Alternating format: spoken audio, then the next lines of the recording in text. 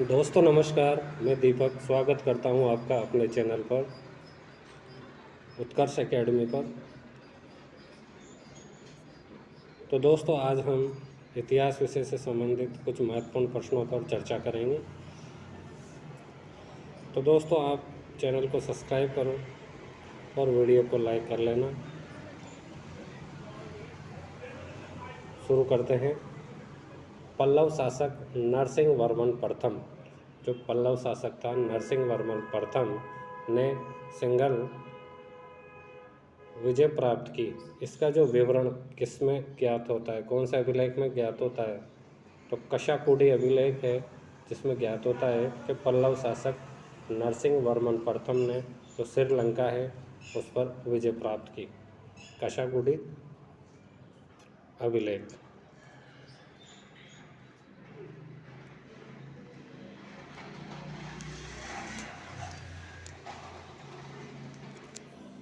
बादामी में चालुक्यों को जानने का मुख्य स्रोत क्या है? जो बादामी है उसमें चालुक्यों को जानने का मुख्य स्रोत है अभिलेख। बादामी के चालुक्य वंश का सर्वाधिक योग्य एवं शक्तिशाली शासक था पुलकेशिन द्वितीय। पुलकेशिन द्वितीय जो था बादामी के चालुक्य वंश का सर्वाधिक योग्य और शक्तिशाली शासक था। चालुक्य प्रशासन के अंतर्गत गामुंड किस अधिकारी का नाम था? तो गामुंड जिस अधिकारी का नाम था ग्राम अधिकारी का। इसका ग्राम अधिकारी का।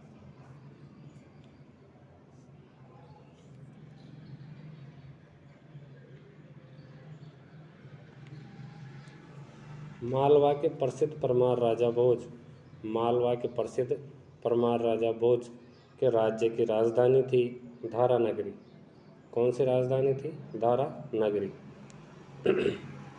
हर्ष के काल में, जो हर्षवर्धन के काल में स्त्रियों की स्थिति के बारे में निम्न में से कौन सा कथन सही नहीं है? तो सही नहीं है, विधवा विवाह प्राय होते थे, ये सही नहीं है। बाकी सही है, जो बाल विवाह होते थे, अंतर्जातीय विवाह होते थे और सती प्रथा का प्रचलन था, लेकिन विधवा विवाह नहीं होते थे। वर्धन वंश की प्रारंभ में राजधानी थी, जो वर्धन वंश है उसके प्रारंभ में राजधानी थी थानेश्वर।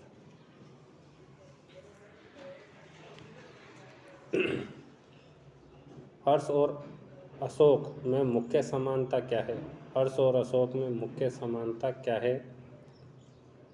तो समानता है, हर्ष के आदर्श भी अशोक के समान क्या थे? उदात्त थे। गुप्तोत्तर काल में पश्चिमोत्तर भारत में बौद्ध धर्म से संबंध केंद्रों का सर्वाधिक विनाश करने वाले शासक का नाम। जो गुप्तोत्तर काल है उसमें पश्चिमोत्तर, ये उत्तर और पश्चिमोत्तर भारत में बौद्ध धर्म से संबंध केंद्रों का विनाश करने वाले शासक का नाम क्या है? वो शासक का नाम है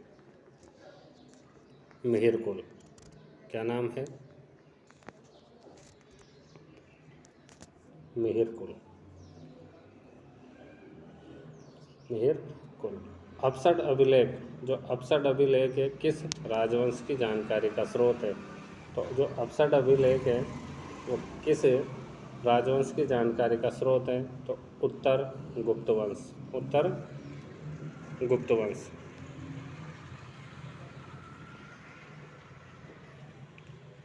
शशांक ने छल से जिस शासक का वध किया उस शासक का नाम है राज्यवर्धन। जो शशांक था बंगाल का शासक, उसने क्या किया? छल से, धोखे से जिस शासक का वध किया उसका नाम था राज्यवर्धन।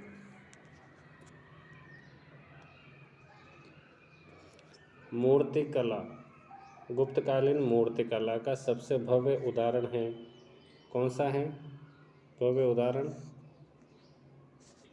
तो भव्य उदाहरण है सारनाथ की धर्म चक्र परिवर्तन मुद्रा में बुद्ध की मूर्ति।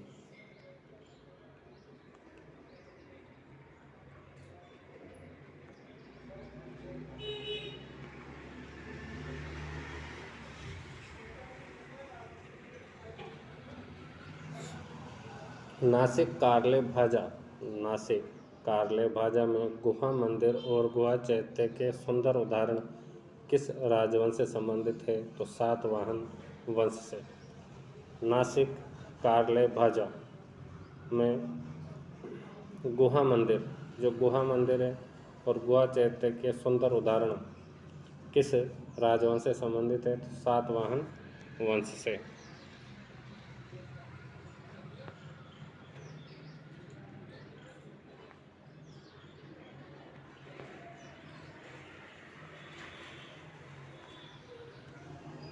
राजस्थान में प्रथम शताब्दी ईस्वी पूर्व में भागवत राजस्थान में प्रथम शताब्दी ईस्वी पूर्व में भागवत धर्म के प्रचलन की जानकारी किस अभिलेख से मिलती है? तो वो है गोसुंडी अभिलेख। शुंग नरंजे शुंगों के राज्य में यह लेख शुंगों के राज्य में यह लेख किस स्तूप की परिवेष्टनी पर लिखा है? तो बरहुत स्तूप। शुंगों के राज्य में यह लेख किस स्तूप की परिवेष्टनी पर लिखा है? तो बरहुत स्तूप। गौतमीपुत्र सातकर्णी की विजयों के विषय में जानकारी देने वाले प्रमुख अभिलेख किस स्थल से प्राप्त हुआ है? तो नासिक स्थल से। नासिक है महाराष्ट्र में, तो इस स्थल से ये अभिलेख प्राप्त हुआ है। गौतमीपुत्र सातकर्णी की राजधानी का नाम क्या था? तो पैठण। जो गौतमीपुत्र सातकर्णी है उसकी राजधानी का नाम था पैठण।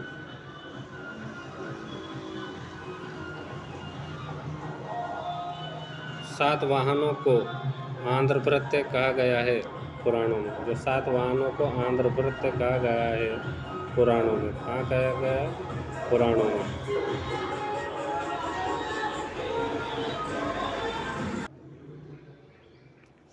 मिहिर भोज की धार्मिक कट्टरता और सैनिक शक्ति के संदर्भ में लिखा है।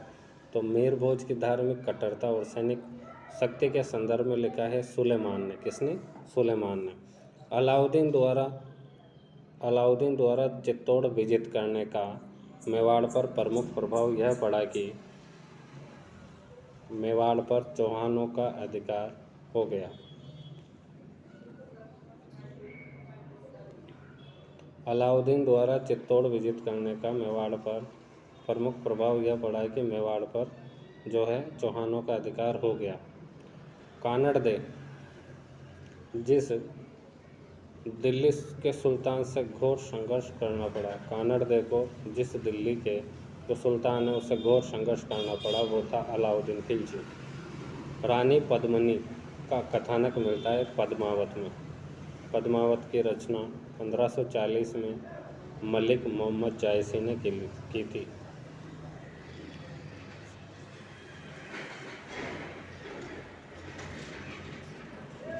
कीर्ति स्तंभ के निर्माण योजना बनाने वाला था जैता। कौन था? जैता। कीर्ति स्तंभ की निर्माण योजना बनाने वाला था जैता। हल्दीघाटी का प्रसिद्ध युद्ध लड़ा गया था 1576 ईस्वी में। देवड़ा सुल्तान शासक था सिरोही का। चोलों के प्राचीन राजा थे करिकाल। तो करिकाल चोल की जानकारी हमें मिलती है संगम साहित्य से। निम्न में से कौन सा कथन सत्य नहीं है? देखते हैं कौन सा कथन सत्य नहीं है। तो युद्ध के समय चोल सेना जो थी वो वृद्धों, स्त्रियों और बच्चों के साथ उदार व्यवहार करती थी। ये सही नहीं है। सही कौन कौन से हैं देख लेते हैं। चोलों ने जल कल्याणकारी कार्यों में सर्वाधिक रुचि तालाबों के निर्माण में ली। तालाब बहुत अधिक बनवाए गए। बंगाल की खाड़ी को, जो बंगाल की खाड़ी थी उसको चोलों की झील कहा जाने लगा। और जो भाला चलाने में निपुण सैनिक थे उनको रसगुंदर कहा जाने लगा। क्या कहा जाने लगा? रसगुंदर कहा जाने लगा। पल्लव राज्य में विद्या का महान केंद्र था कांची। मुगलों के प्रमुख प्रतिरोधक किस उदयपुर राजा ने शहजादा खुर्रम के साथ संधि की? तो खुर्रम मतलब शाहजहां के साथ संधि की थी अमर सिंह ने।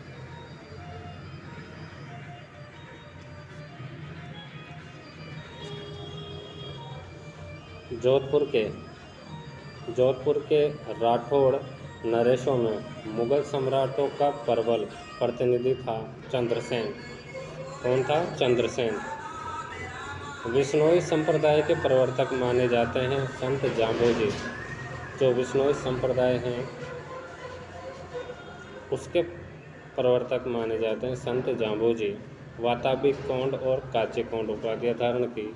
तो जो वाताबी कोंड उपाधि धारण करी नरसिंह वर्मन प्रथम। वातापी कोंड तो धारण करी थी नरसिंह वर्मन प्रथम, जबकि काची कोंड विक्रमादित्य द्वितीय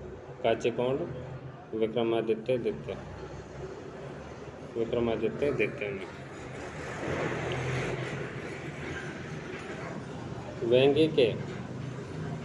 वेंगी के पूर्व चालुक्य वंश का संस्थापक था। जो वेंगी के पूर्वी चालुक्य थे यहाँ पर, तो वेंगी के पूर्वी चालुक्य वंश का संस्थापक था विष्णुवर्धन। मंदिरों का नगर कहा जाता है ऐहोल को। मंदिरों का नगर ऐहोल को कहा जाता है, ऐहोल कर्नाटक। नायनार और आलवार संतों का योगदान था भक्ति आंदोलन का प्रचार करने में। तो दोस्तों ये थे कुछ महत्वपूर्ण प्रश्न। वीडियो आपको अच्छा लगा तो वीडियो को लाइक करें और चैनल को सब्सक्राइब करना न भूलें। धन्यवाद।